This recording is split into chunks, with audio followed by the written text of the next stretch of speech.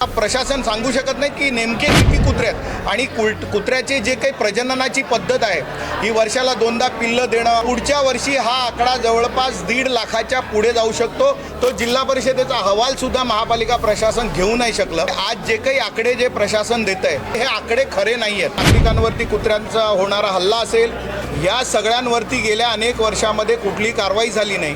तर कुत्र्यांसंबंधीचा जो विषय आहे, जखमी कुत्रे आहेत त्यांना घेऊन जाणं, त्यांच्यावर ट्रीटमेंट करणं, या सगळ्यासाठी एजन्सी नेमलेली आहे की सकाळी आणि संध्याकाळी 1-1 तास ते जाऊन तिकडे निरीक्षण करू शकतात। तिकडे कॅमेरे लावलेले आहेत। विषय सोडून प्रसिद्धीसाठी जर दुसरं काही बोलवत असाल, रील बनवण्यासाठी बोलत असाल तर मला वाटते ते अयोग्य आहे, केवळ वेळ काढूपणाचं आहे। सगळ्यांनी एकत्रित काम केलं पाहिजे आणि अशा चुका असतील। परिस्थिती अशी आहे की एकूणच आजच्या सभेमध्ये आपण बघितलं असेल की प्रशासन हे वसई विरारमधल्या जे काही कुत्र्यांचा त्रास आहे त्याच्याविषयी बिलकुल गंभीर नाही। गेली अनेक दिवस आपण वसई विरारमध्ये बघत असेल तर नागरिकांवरती कुत्र्यांचा होणारा हल्ला असेल, त्याच पद्धतीने रॅबीजमुळे होणारे मृत्यू असतील, या सगळ्यांवरती गेल्या अनेक वर्षामध्ये कुठली कारवाई झाली नाही। आणि आज मुळात प्रशासनाकडे कुठलीही माहिती नाही। दर 5 वर्षांनी या श्वान जनगणना होते, श्वानाची गणना होते। ती श्वानाची गणना 20ला झाली, 2020ला ती गणना केली महापालिका प्रशासनाने, त्याचे स्टाफ महापालिका प्रशासनाचा, पण जिल्हा परिषदेच्याकडे अहवाल आहे। तो जिल्हा परिषदेचा अहवालसुद्धा महापालिका प्रशासन घेऊ नाही शकलं। आणि त्यामुळे आज जे काही आकडे जे प्रशासन देत आहे हे आकडे अत्यंत म्हणजे गंभीर विषय आहे की हे आकडे खरे नाही आहेत। मुळात महापालिका प्रशासन सांगू शकत नाही की नेमके किती कुत्रे आहेत आणि कुत्र्याचे जे काही प्रजननाची पद्धत आहे ही वर्षाला 2दा पिल्लं देणं आणि एक कुत्री ॲव्हरेज साधारणतः 4 ते 5 एका वेळेला देते, म्हणजे वर्षाला जवळपास 8 ते 10 देते। त्याच्यातली जर कुत्री 50% जगली तरी पुढच्या वर्षी हा आकडा जवळपास 1.5 लाखाच्या पुढे जाऊ शकतो। आणि एक्झिस्टिंग प्रशासन ज्या पद्धतीने सांगते की 1 लाख कुत्री आत्ता आहेत, पुढच्या वर्षी 1.5 लाख, जवळपास 2.5 लाख कुत्री या एका वर्षामध्ये निर्माण होऊ शकतात।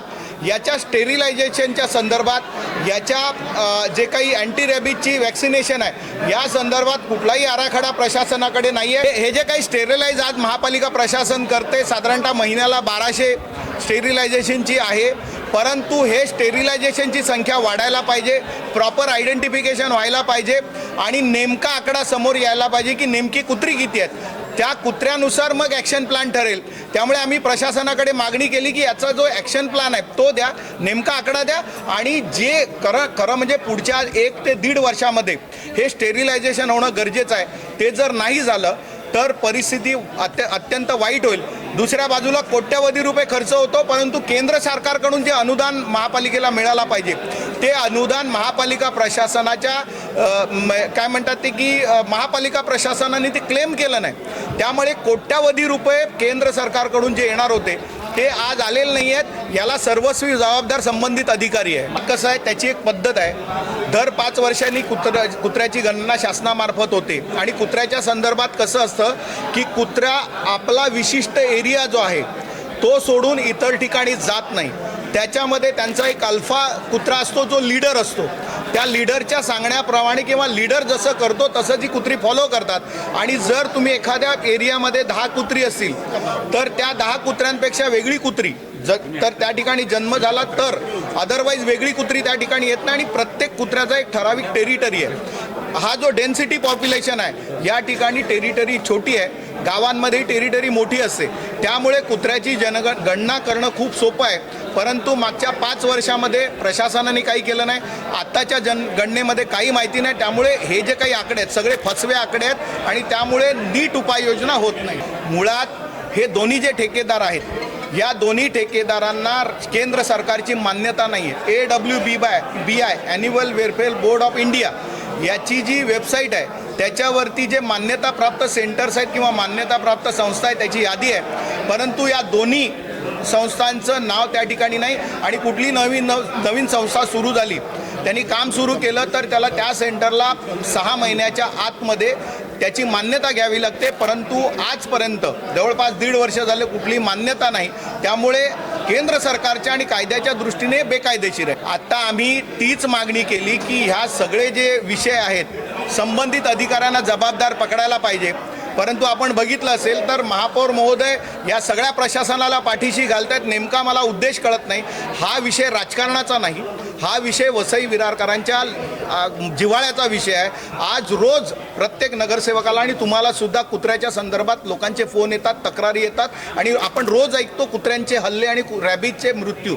त्यामुळे महापौर महोदयांना विनंती आहे की ह्या प्रशासनाला याच्यामध्ये पाठीशी न घालता, आम्हाला कुणाचाही प्रशासनाचा आकस नाही, परंतु वास्तव लोकांसमोर आलं पाहिजे आणि ठोस उपाययोजना झाली पाहिजे. अन्यथा या ठिकाणी लोकांना जगणं मुश्किल होईल, अशी परिस्थिती होईल. बघा, काही श्वानांचे होते, कुत्र्यांच्या संबंधी होते, काही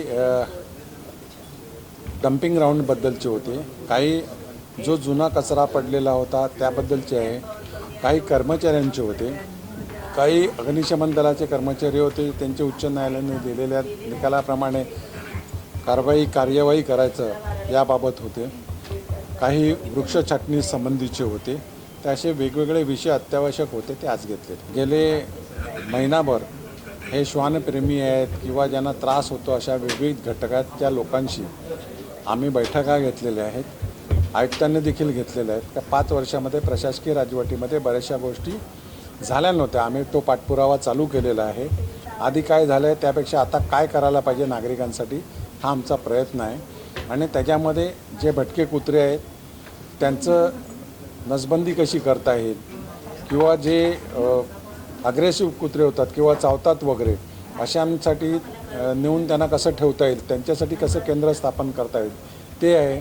त्याच्यानंतर जनावरांचे जे डॉक्टर हवे आहेत इकडे या विभागामध्ये का जे नाही मिळत, तर त्यांची अपॉइंटमेंट कशी केली जाईल किंवा जनावरांचा दवाखाना कसा करता येईल, असे वेगवेगळे विषय घेतलेले आहेत. कारण सर्व घटकांशी, प्राणीमित्रांशी, श्वानप्रेमींशी आम्ही याबाबत चर्चा केलेली होती.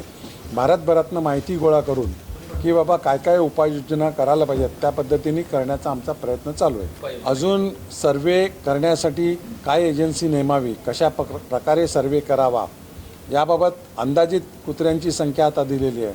परंतु प्रत्यक्षात त्यांची गणना कशी करायची, त्यांचं वॅक्सिनेशन कसं करायचं, त्यांच्यावर शस्त्रक्रिया कशा करायच्या याबद्दलची चर्चा झालेली आहे. त्याचप्रमाणे त्यांना मागे खाद्य कसं द्यायचे, शेवटी काही सुप्रीम कोर्टाच्या गाईडलाईन्स आहेत की कुत्र्यासंबंधी काय काय करायला हवं आहेत आणि त्या गाईडलाईनप्रमाणे महापालिका आता कार्य करत आहे. तर कुत्र्यांसंबंधीचा जो विषय आहे, जखमी कुत्रे आहेत त्यांना घेऊन जाणं, त्यांच्यावर ट्रीटमेंट करणं, या सगळ्यासाठी एजन्सी नेमलेली आहे. आणि तिकडे प्राणीमित्र आहेत त्यांना मुभा दिलेली आहे की सकाळी आणि संध्याकाळी 1-1 तास ते जाऊन तिकडे निरीक्षण करू शकतात. तिकडे कॅमेरे लावलेले आहेत आणि अशा काही तक्रारी आपल्या असतील तर महापालिकेला आम्ही अधिकाऱ्यांना सांगितलेलं आहे त्याच्यावर तत्काळ कारवाई करायला. आज MMRDAचा आम्ही पाठपुरावा चालू केलेला आहे का आपले रेल्वे ओव्हरब्रिज आहेत, त्याच्यानंतर रोड ओव्हरब्रिज आहेत, जंक्शनवर ब्रिज करायचे आहेत, हायवेपासून शहराकडे येणारे कॉन्क्रीटचे रस्ते आहेत, यासंबंधी आम्ही सर्वे करण्यापासून तर सगळ्या गोष्टी MMRDAला सहकार्य करत आहोत. त्याच्यात काही गोष्टींची पूर्तता करत आहोत. जिकडे जिकडे जमिनींचा प्रश्न आहे त्या जमीन मालकांशी बोलून त्यांच्या एनओस्या घेऊन आम्ही जमा करतो आहे. कारण शेवटी त्या गोष्टी होणं गरजेचं आहेत आणि त्याप्रमाणे वेगवेगळे विषय MMRDAकडे जे होते ते माननीय उपमुख्यमंत्री, माननीय मुख्यमंत्री यांच्याशी चर्चा करून त्यांनी सांगितलेलं आहे का तत्काळ कसे करता येतील त्यासाठी त्यांचा देखील पाठपुरावा चालू आहे. लोकनेते हितेंद्र ठाकूर गेले 3 दिवस त्यांच्याशी सतत संपर्कात असून त्या अनुषंगाने त्यांचे काही प्रतिनिधी काल परवा आले होते आणि त्यांची लोकनेते हितेंद्र ठाकूर यांच्याशी चर्चा झाली होती. आज आम्ही प्रत्यक्ष तिकडे गेलो. लोकनेते हितेंद्र ठाकूर यांच्या सांगण्यावरनं MMRDAमध्ये त्यासंबंधी चर्चा केलेली आहे. सतत त्याचा पाठपुरावा आम्ही रेग्युलर डे टू डे बेसवर चालू आहे आणि ज्या ज्या प्रकल्पामध्ये काही त्रुटी आहेत किंवा अडचणी आहेत त्या दूर करण्यासाठी महापालिका तर झालीच, परंतु खाजगी लेवलवर लोकनेते हितेंद्र ठाकूर हे सक्रिय झालेले आहेत. पावसाळा जवळ आलेला आहे, नालेसफाई मोठ्या प्रमाणामध्ये चालू आहे. यापुढे फक्त पावसाळ्यापुरता नाही तर 12ही महिने नालेसफाई कशी राहील यासाठी आमचा प्रयत्न आहे. आम्ही स्वतः वैयक्तिक त्यामध्ये फिरलेलो आहोत, आयुक्त साहेब फिरलेले आहेत आणि याही पुढे आम्ही आता महापालिके मीटिंगमध्ये सांगितलेलं आहे की याही पुढे आम्ही सर्व सदस्य एकत्र मिळून सर्व पक्षाचे ज्या ज्या विभागामध्ये असेल त्यांना सगळ्यांना विश्वासात घेऊन आयुक्त साहेब आणि आम्ही सर्वच त्यामध्ये पाठपुरावा करणार आहोत. महासभेमध्ये सर्वसाधारण सभेमध्ये जे प्रश्न आहेत त्यावर चर्चा करणे हे अपेक्षित असते. त्याच्या व्यतिरिक्त काही प्रश्न असेल तर तुमच्याकडे वेगवेगळे आयुध आहेत. तुम्ही त्यासंबंधीचं लेखी पत्रव्यवहार आयुक्तांशी करू शकतात. तुम्हाला जे अयोग्य वाटतं प्रशासनामध्ये ते त्यांच्या निदर्शनास आणू शकतात. जर कोणी अधिकारी चुकीचा वागत असेल तर त्याच्यावर कारवाई करण्यासाठी आपण सगळे त्याच्या मागे लागू शकतो आणि त्या विषयावर तुम्हाला बोलण्यासाठी संपूर्ण मुभा आहे. आणि तुम्ही बघितलं असेल पत्रकारांनी तर सर्वच्या सर्व सदस्यांना म्हणजे सत्ताधारी असतील किंवा विरोधक असतील सर्वच्या सर्व सदस्यांना बोलण्याची मुभा असते आणि मला वाटते ते सगळे बोलत असतील. परंतु केवळ तुम्ही वेगळ्या प्रसिद्धीसाठी जर महासभेचा वेळ घालवत असाल तर ते अयोग्य आहे. त्यासाठी तुम्हाला वेगवेगळे स्टेज आहे. त्याच्यामध्ये तुम्हाला प्रश्नोत्तराचा तास आहे, प्रश्न विचारायची मुभा आहे. त्याआधी तुम्ही प्रशासनाला पत्र देऊन ती माहिती जर चुकीची असेल किंवा त्याच्यामध्ये काही असेल तर कारवाई करण्यासाठी आयुक्तांच्या मागे तुम्ही लागू शकता. तुम्ही जर एखादा विषय योग्य असेल तर त्या विषयाबद्दल बोललं पाहिजे. तुम्ही विषय सोडून प्रसिद्धीसाठी जर दुसरं काही बोलवत असाल, रील बनवण्यासाठी बोलत असाल तर मला वाटते ते अयोग्य आहे. केवळ वेळ काढूपणाचं आहे. कारण शेवटी विषय महत्त्वाचा आहे. तुमच्याकडे आलेला विषय मंजूर होणं महत्त्वाचं आहे. त्या विषयावर चर्चा केली पाहिजे. त्या विषयामध्ये काही त्रुटी असेल, त्या विषयामध्ये काही सूचना असतील तर त्या आपण मांडल्या पाहिजेत. बघा, चुकीचं कोणी काही करत असेल अधिकारी तर निश्चित त्याबद्दल आम्ही योग्य ते कार्यवाही करू.